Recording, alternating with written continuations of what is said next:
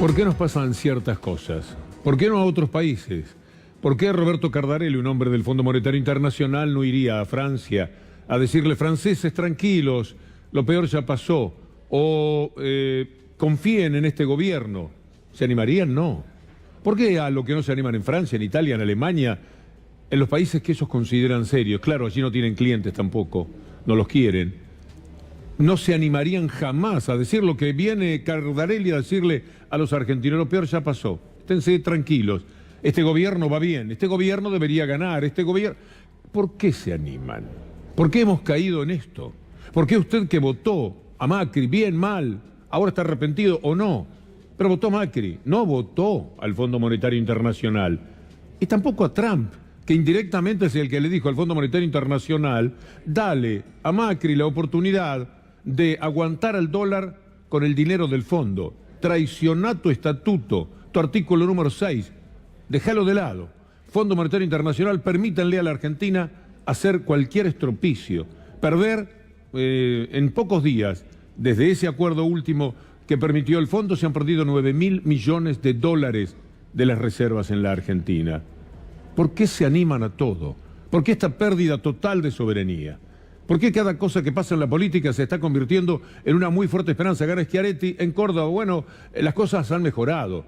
Allí en Córdoba no hay apoyos como el que hubo para este insólito gobierno. Hoy la cumbre del PJ y la presencia de Cristina Fernández de Kirchner, aliviador para los kirchneristas, pero también prometedor para otros sectores que se habían apartado, pero que ahora suman, porque se dan cuenta que el liderazgo lo tienen muy pocas personas en la Argentina. Por esa falta de liderazgo de Macri, que está cuestionado dentro de su propio partido, donde muchos quieren que vaya Vidal, por ejemplo, como candidata, es que puede permitirse decir este representante del Fondo Monetario Internacional, este atrevido internacional, decir muy suelto de cuerpo, lo peor ya pasó, argentinos, tranquilos, les estamos diciendo nosotros, el gobierno encargado del país, que lo peor ya pasó. ¿Y cómo ve la situación de Argentina en cuanto al cierre de fábricas, pobreza?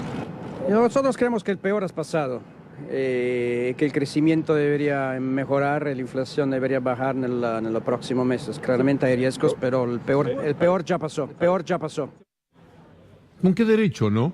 Porque que lo diga el Macri y Duhovne fueron las personas elegidas, ellos pueden seguir políticamente defendiéndose de todas las quejas que existen en función del muy mal trabajo que están realizando. Escucharlos a ellos, como lo vamos a hacer ahora, es mucho menos grave que venga Cardarelli a decirle, argentinos tranquilos, lo peor ya pasó.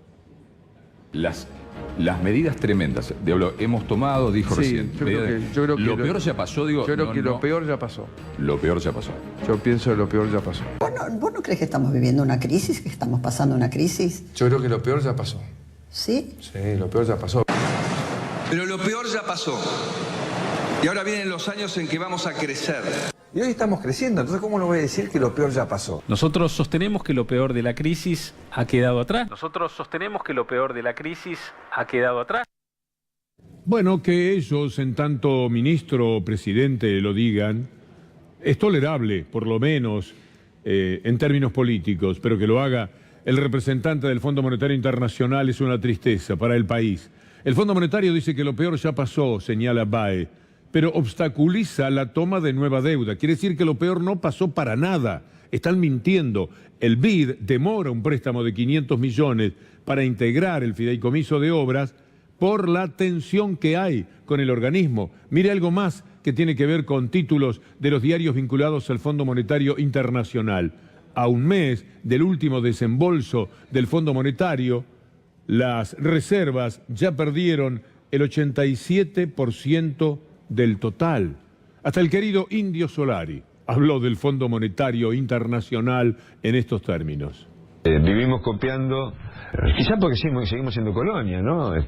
Por más que no lo queramos reconocer, si está el Fondo Monetario gobernando el país, no me queda más remedio pensar que no tenemos decisión propia, porque la lectura la última relación económica con el fondo ya no dice aconsejamos, sino dice tienen que hacer esto. Bueno, a partir de ahí tenés que aceptar eso, no hay otra manera de verlo. Difícil, efectivamente es muy difícil verlo, querido indio, de otra manera. Este título amerita compartirlo con ustedes. Crisis Argentina gracias al Fondo Monetario Internacional. Saben, de alguna manera también es verdad, porque como ha contado la doctora Julia Estrada, aquí, desde que el Fondo Monetario Internacional llegó hace un año nada más, ha sido un verdadero desastre en nuestra vida. Este es el mayor préstamo que el FMI ha otorgado jamás a un país y la pobre economía argentina necesita urgentemente esta inyección financiera. El 15 de abril, el fondo transfirió un importe de 9.600 millones de dólares, pero en lugar de usar ese dinero para aumentar sus reservas de divisas o para pagar deudas, el gobierno de Macri está comprando pesos argentinos. Boers Online lo está diciendo. La historia del 2001 podría repetirse. Boers Online lo dice, no un diario opositor al gobierno. Esto es parte de la tristeza que provoca que aparezca Cardarelli y diga esto, ¿no? ¿El FMI cómo ve la situación de Argentina en cuanto al cierre de fábricas, pobreza? Nosotros creemos que el peor has pasado, que el crecimiento debería mejorar, la inflación debería bajar en los próximos meses. Claramente hay riesgos, pero el peor ya pasó. Mire lo que nos ha pasado con el Fondo Monetario Internacional aquí, como para que tenga el tupé de venir a decirnos que lo peor ya pasó. Mire lo que ocurre, por ejemplo, en el tema jubilaciones. Este es un título que está claramente referido al Fondo Monetario Internacional y que marca el atrevimiento del personaje, pero además la mentira que ha dicho. A pedido del FMI, Macri suspende la ley de jubilaciones de amas de casa. Uno de los objetivos del FMI es el sistema previsional, es decir, alargar el tiempo necesario para jubilarse, llegar a los 70 años o más, en el caso de los hombres, a 65 en el de las mujeres, terminar con las moratorias, seguir robando a la gente, y ahora más adelante le vamos a explicar más claramente por qué. Pero mire lo que pasa con el Fondo Monetario Internacional y este gobierno, este récord que duele tanto. 5 millones de trabajadores lo hacen sin estar registrados.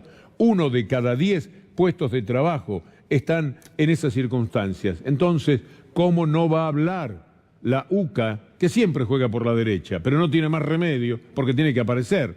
No quiere salir del ruedo, no lo puede hacer. Y dice, en un informe, que es terrible el exorbitante aumento del hambre y del desempleo. Usa esas palabras, hambre y desempleo.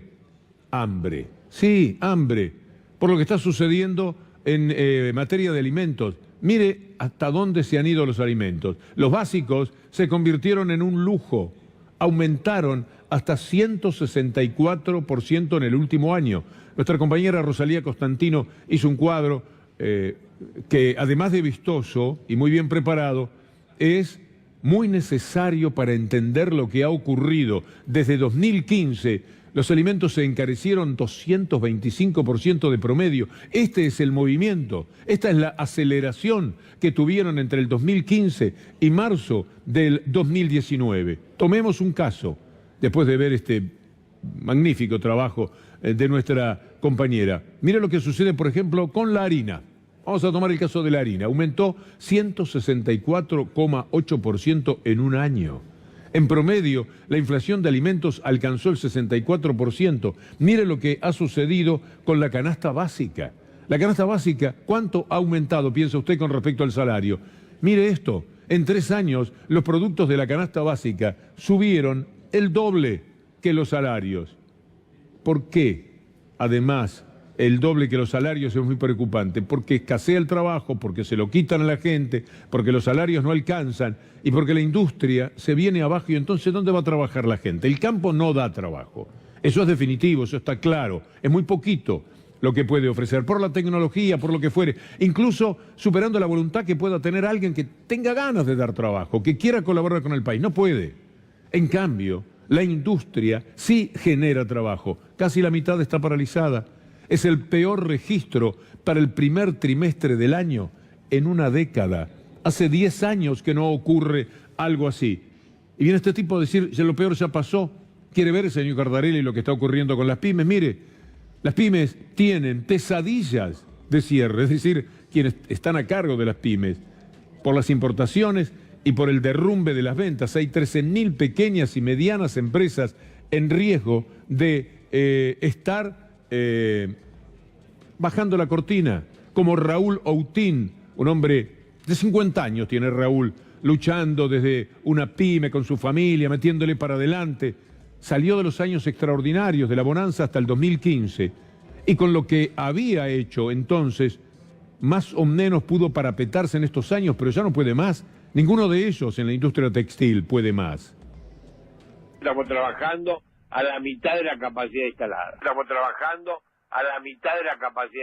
Por este camino nunca se llega a un lugar distinto. Esto ya lo probamos muchas veces y siempre llegamos al mismo punto.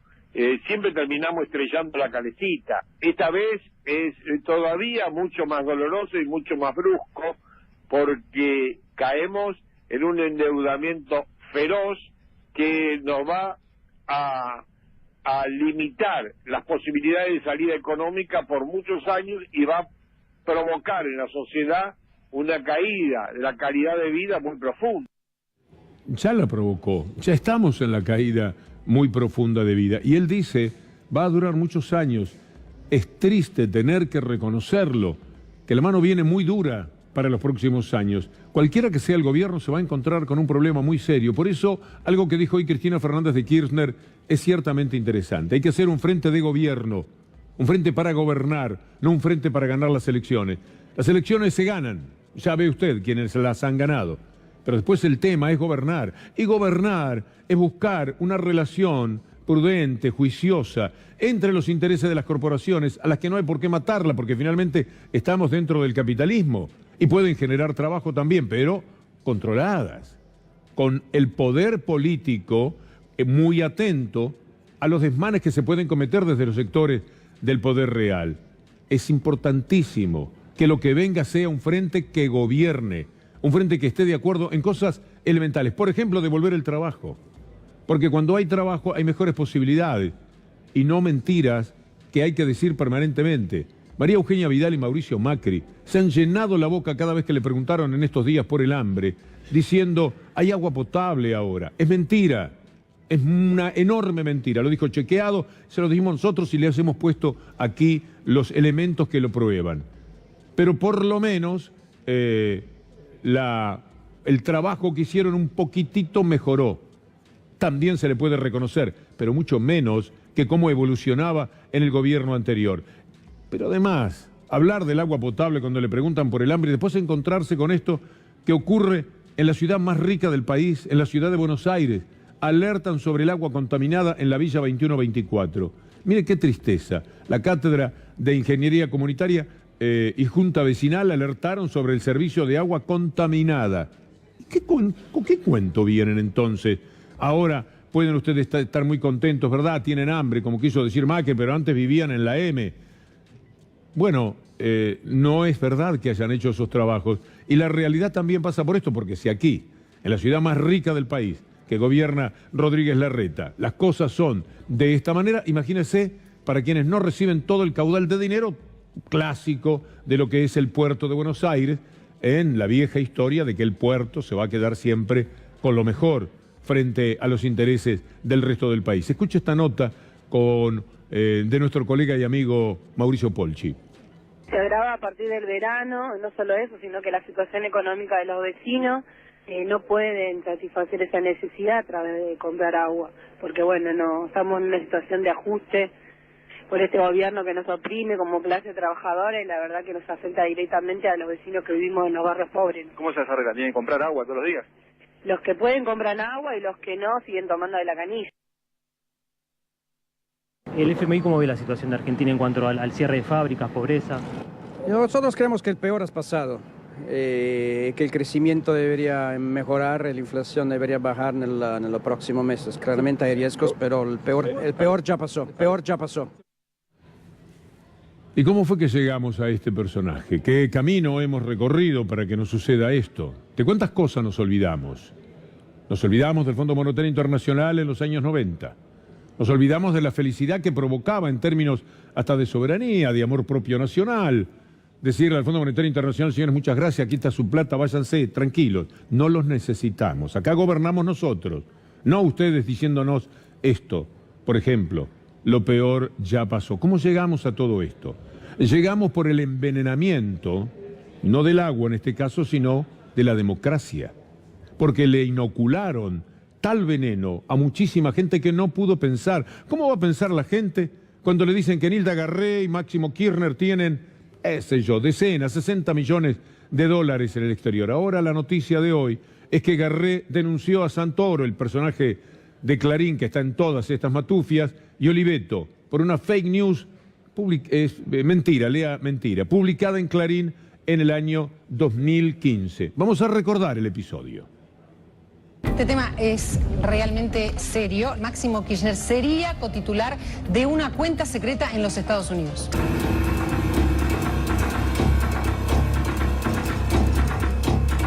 La cuenta existe, eso lo puedo afirmar, y yo uso el potencial en este momento de la investigación para referirme a Máximo y a Garré, porque yo no vi personalmente los nombres de ellos, vi la existencia de la cuenta a nombre de una empresa fantasma constituida en el paraíso de Belice. Hay 4 cuentas bancarias secretas en 3 bancos distintos. El tamaño de la acusación, uno puede pensar, bueno, pero algo tiene que haber, porque esa es la idea. Ese es el sentido común que se instaló durante mucho tiempo. Entonces, a partir de ese sentido común instalado, del contexto que viene generando el Grupo Clarín respecto de la actividad del gobierno, hace que no le importe si lo que está diciendo es verdad o mentira, porque lo que se busca es dañar. La primera y la más importante es una cuenta en el banco Felton de Delaware, Estados Unidos, donde a nombre de una empresa fantasma había depositados entre el 2005 y el 2010 41 millones de dólares. ¿Quiénes eran los cotitulares? Garré, ex embajadora en Venezuela, ex ministra de Defensa, ex ministra de Seguridad y actual embajadora ante la OEA. Máximo Kirchner. Y particularmente es dañar, como dañaron la figura de Néstor, de Cristina, la de uno, porque ellos no entienden que se les haya dicho basta. Es una empresa fantasma constituida en Belice, un paraíso fiscal. Entonces, y atrás de esta empresa fantasma aparecerían estos cotitulares. Belice negó tener siquiera registrada una empresa fantasma atribuida a Garré. No hay nada. Es decir, se inventó, contando el número, etcétera, una cuenta que correspondía a 2 personas que no eran titulares de una cuenta que a su vez no existía. Yo estoy convencido que la cuenta existe. ¿Hay una cuenta a nombre de Máximo Kirchner? No, yo estoy que hay una cuenta. Puede ser que las cuentas se equivoquen, puede ser. Estas inconsistencias y falsedades se repiten en los artículos publicados en la revista brasileña Bella y el diario Perfil, pero con una diferencia. Bella admitió no poder comprobar algunos de los datos independientemente, mientras que Clarín y Perfil no se pronunciaron en ese sentido. El Felton Bank. Las tapas que se generaban en esos tiempos. 2015, estamos hablando del año de las elecciones. Usted estaba pensando quién va a votar. No le iba mal, por cierto que no le iba mal en aquella época, pero le estaban diciendo que aquí había una banda de ladrones. El hijo del presidente y una ministra tenían en Delaware y en las Islas Caimán 60 millones de dólares. Entonces, la verdad es que ¿cómo hace usted frente a esta tapa y a 300 canales de Mañeto que le están diciendo esto para ir a votar a la gente de Kirchner? Mire esta tapa. Afirman que Garré habría manejado 2 cuentas en Irán. Llegaron a tener 48 millones de dólares. Llegaron a tener 48 millones de dólares. ¿Cómo haría Garré para atender en su casa si la llamaba un amigo? Hola, ¿cómo estás? Y ella sabía que había leído esta porquería de los diarios, esta basura, esta inmundicia con la que envenenaron la vida de los argentinos. Miren, siempre Clarín en este caso, las cuentas atribuidas a Máximo y Garré. El periodista de Clarín, Daniel Santoro, declaró ayer como testigo ante el juez federal Julián Ercolini y ratificó que 2 fuentes afirmaron, bueno, lo que usted ve ahí, manejarían cuentas bancarias no declaradas en Estados Unidos y en las Islas Caimán. Así las tapas, así todos los días. Y usted estaba pensando su voto. Mire esta otra. Más revelaciones y sospechas por las cuentas de Estados Unidos e Irán. Según adelantó Clarín, las habría manejado Garré. Se menciona a otros cotitulares cercanos a los K. ¿Y usted estaba pensando en su voto? Permítame que me ría. Porque usted no puede votar a esta gente. ¿Cómo va a votar esta gente si esto es verdad? lo defendió el hecho de que ya había unos cuantos años de mentiras, como a mí, porque a mí también me pasó hace 10 años creer que podía ser verdad lo que esta inmundicia periodística nos decía. Y uno llegaba a la radio y se encontraba con todos los títulos diciendo esto, y decía, sí, hay corrupción. Creía sinceramente que había corrupción, pero cuando empezó a suceder que mes a mes, año a año, esas mentiras se caían a pedazos, como dice Gustavo Silvestre, uno tiene la obligación moral, ética, de reformular su punto de vista, levantar las defensas, como esta gente que seguía creyendo y amando a Cristina Fernández de Kirchner sostenía un acto de fe, porque todos los días parecía que le daban pruebas. Miren esto, más revelaciones y sospechas, revelaciones. Tenía Clarín, tenía Santoro, tenía toda esa runfla. Así la vida. Miren, ¿están las tapas de Kicillof por casualidad ahora? ¿O después? Escuchémoslo a Santoro. Mire usted, programa de 12, 13 puntos en aquel momento, 3, 4 millones de personas en todo el país mirando lo que Santoro, este personaje que ahora conocemos y que probablemente tenga que afrontar cosas muy severas en la justicia como integrante de la banda de D'Alessio, como partícipe necesario de todas las extorsiones que D'Alessio y el resto de la banda formulaban, este tipo era el que desde Clarín, a nombre de Mañeto, enjuiciaba a todo el mundo. Se presentaba en el programa de televisión, siempre dentro de la casa de Mañeto, y decía esto. La denuncia que hizo usted sobre las cuentas que tiene Máximo Kirchner, aparentemente, ¿no? Vamos a ratificar 3 veces, ya que él negó 3 veces, vamos a decir ratifico. Y la agarré también, ¿no? Y de la agarré también. Pero usted está seguro de lo que dijo, de lo que publicó, y de que si no se le viene el mundo encima. Entonces yo voy a hacer una cosa que nunca hice en mi carrera, tengo 33 años de periodista, es ir yo a la justicia argentina, voy a ratificar la información que tenga, y si hace falta, voy a ir yo a la justicia de Estados Unidos, a Delaware, a decir, mire, yo tengo estos datos, pido que se investiguen, ya que, bueno, acá me han pasado con una trituradora. Sí. ¿A usted le vendieron pescado podrido, Santoro? ¿Se relacionó? Trituradora. Eso es el lugar donde ponían a la gente de la vereda de enfrente. Así que tenemos 2015, entre otras mentiras siempre graves, teníamos a la presidenta asesina de Nisman, a su hijo y a una ministra con decenas de millones de dólares en Delaware y en las Islas Caimán. Pero ellos tenían que cada poco tiempo, porque las noticias se van diluyendo a veces, inventar otra cosa. Y ahí aparecía uno de los tipos más capaces del país, probablemente una de las 5 personas más brillantes que tiene la Argentina. Axel Kicillof, ladrón, también ladrón para los títulos de Clarín, para Radio Mitre, para los 300 canales de Mañeto. Esto decían de Kicillof. El sueldazo de Kicillof, otro que nos escapa. Miren la plata que cobra. Mientras los gremios negocian aumentos, se supo que el ministro cobra 400.000 pesos por mes como director de YPF. Para ser claro, tajante y no dar vuelta, mentira, falso, absolutamente. Mi honorario en YPF asciende a la suma de 0. Kicillof tiene en YPF un sueldo superior a los 400.000 pesos. Y si sumo todo lo que gané en este tiempo, con centavos y todo, da lo mismo, 0. Nunca cobré un peso de YPF. Lo cual, digamos, no es que sea una bandera y se puede explicar si sí, si no. Lo que es claro es que esta nota que figura en el diario Clarín en su tapa es mentira. Segundo punto que quiero marcar, no solo es mentira, sino que quien desmiente esta nota es el propio diario Clarín y el grupo. Tiene razón en la crítica que hizo esta información hoy, que había aparecido en Clarín de lo de Kicillof, era una información que el ministro desmintió, equivocada. Lo digo con la tranquilidad de no haber sido parte de esa supuesta cadena de información. Ahora usted es un taxista que va por Buenos Aires escuchando Mitre. Mitre informa primero, el ministro Kicillof gana 400.000 pesos por mes que no le corresponden. Y usted es un taxista, que son muy especiales, no todos por supuesto, la ficha no cae, avanza el día, está detenido en el tránsito y ahí está el culpable de que a usted le vaya mal. Usted se envenena, se vuelve loco, estos ladrones. Y yo con mi vida, con la pobre vida de cada uno de nosotros, arrastrándonos con nuestros problemas, mientras estos tipos nos roban. Máximo Kirchner, claro, salvado con las cuentas en las Islas Caimán y en Delaware. Y Kicillof, tranquilo con su vida. Y yo, y usted se envenena y usted va a votar con una democracia adulterada. Este es el poder de Mañeto. Este es el poder de Clarín. Por eso no hay tema político. Para quien les habla, que no empiece por estos brutales excesos que estos medios han cometido. ¿Y para qué era que lo hacían? ¿Por qué inventaban todo eso? Para robarse ellos de verdad al país. Nextel, Telecom, el fútbol, todo volvió a ellos. Y lo que no tenían, lo tienen ahora. ¿Se entiende?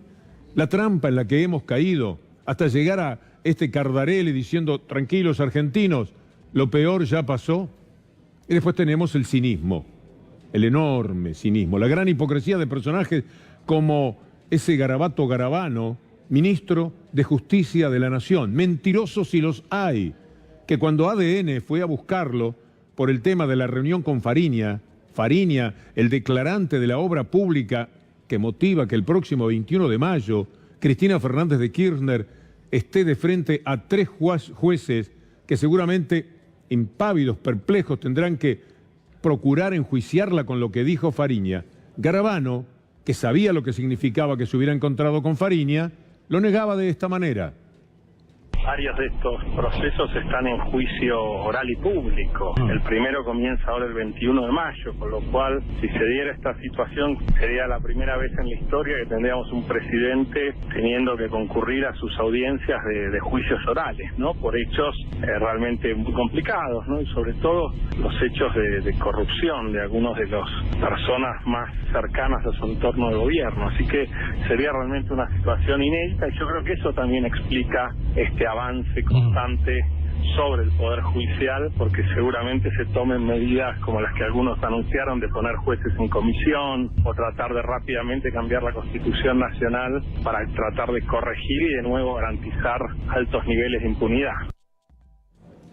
En todo caso sería para evitar tanto truán suelto como Garabano lo está.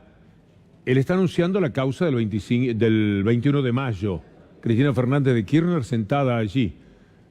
Podría ser también por el dólar futuro, qué sé yo. Por cualquier cosa la quisieran sentar ahí. Pero en este caso es más grave todavía. El declarante principal se llama Fariña. A Fariña le quitó a los jueces que lo molestaban de encima Garabano. Se reunió con Fariña y de esta manera, entrevistado por ADN o intentando entrevistarlo ADN, se encontró con esta faceta del personaje. Ministro Germán Garabano, una sola consultita con respecto al caso Fariña. La abogada en su momento Robles dijo de que usted se reunió. ¿Por qué? ¿Por qué es poco serio? Poco serio. ¿Va a aportar algún tipo de información con respecto a lo que...? Poco serio. ¿Por qué es poco serio, ministro? Muy poco serio, porque no es cierto nada. ¿Nada es cierto? ¿Pero va a aportar pruebas? Así se comportó también en el juicio por el encubrimiento de la AMIA. Ahí lo denunció Cima de Villa, un hombre del palo que estaba trabajando en el gobierno, creía que estaba en un lugar importante, pero como iba a trabajar bien su gente en el juicio del encubrimiento, vino Garabano y lo sacó, dijo, no, así no, tengo amigos ahí. Tengo a un fiscal que es el esposo de una secretaria mía. Están mis amigos, está el equipo que nosotros tenemos para desde estas fiscalías al servicio del establishment quitarle toda nobleza a la justicia de la Argentina. Así que salgan de ahí. Mire cómo se lo decía Cima de Villa. Vamos a poner aunque sea un pequeño tramo. El ministro se encargaba de mandar sus representantes a las audiencias que impedían el trabajo de los abogados que sostenían la acusación, que motivó que la doctora Carrió denunciara al ministro Garabano en su momento ante la Fiscalía Anticorrupción. Realmente no sé qué habrá hecho Laura Alonso con esa denuncia, si le dio curso o no le dio curso. A mí el presidente personalmente nunca me pidió por la absolución de nadie, pero el ministro cuando hablaba yo creo que hablaba por el presidente, ¿no? Derecho todo es opinable, pero lo que creo que falta es una voluntad política en serio de avanzar en la investigación que permita saber qué es lo que pasó en el atentado del 18 de julio. ¿Es cierto que Garabano le dijo a usted, Mühlen y Barbaquia son amigos, no se los puede acusar, y tampoco hay que...